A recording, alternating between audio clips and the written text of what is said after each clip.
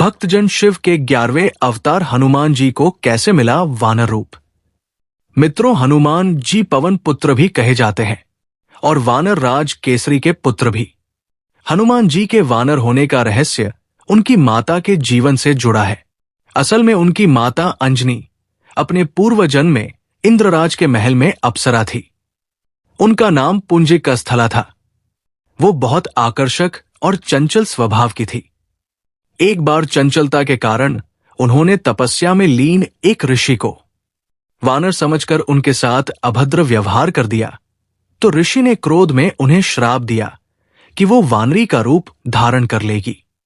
श्राप सुनकर पुंजिकस्थला को बहुत पछतावा हुआ और उसने ऋषि से क्षमा मांगकर श्राप को वापस लेने के लिए विनती की।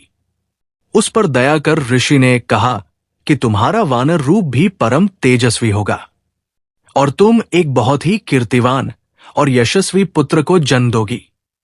पुंजिकस्थला ने अपने श्राप की कहानी देवराज इंद्र को बताई। उसने बताया कि ऋषि ने मुझे श्राप दिया कि जब भी मुझे किसी से प्रेम होगा तो मैं वानर का रूप धारण कर लूंगी, और मेरा ऐसा रूप होने के बाद भी उस व्यक्ति का प्रेम मेरे प्रति कम नहीं होगा। इंद्रदेव ने जब उसकी बात सुनी तो उसे धरती पर जाकर निवास करने की सलाह दी। उन्होंने कहा कि वहां तुम्हें एक राजकुमार से प्रेम होगा जो तुम्हारा पति बनेगा। विवाह के पश्चात तुम शिव के अवतार को जन्म दोगी और इसके पश्चात तुम्हें श्राप से मुक्ति मिल जाएगी। मित्रों, इंद्र की सलाह मानकर पुंजिकस्थला अंजनी के रूप में धरती पर जाकर निवास करने लगी। एक दिन वन में उसने एक युवक को देखा जिसकी ओर वो आकर्षित हुई।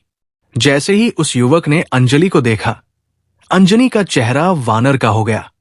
अंजनी ने डर और शर्म से उस युवक से अपना चेहरा छुपा लिया। जब वो युवक उसके पास आया तो अंजलि ने देखा कि वो युवक भी वानर रूप में ही था। उस युवक ने बताया कि वो वानरराज केसरी है। उसका चेहरा वानर का है, लेकिन वो जब चाहे तब मनुष्य रूप धारण कर सकता है। दोनों को एक दूसरे से प्रेम हुआ और दोनों विवाह के बंधन में भी बंध गए।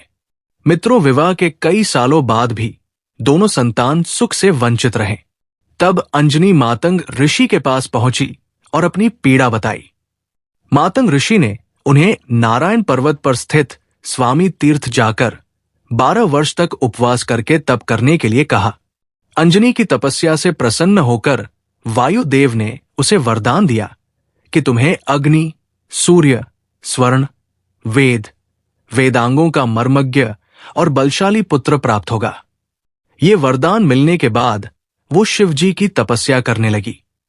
शिवजी ने प्रसन्न होकर उसे वरदान मांगने के लिए कहा, तो अंजलि ने उन्हें ऋषि द्वारा मिले श्राप के विषय में बताया और कहा कि इस श्राप से मुक्त होने के लिए मुझे शिव के अवतार को जन्म देना है।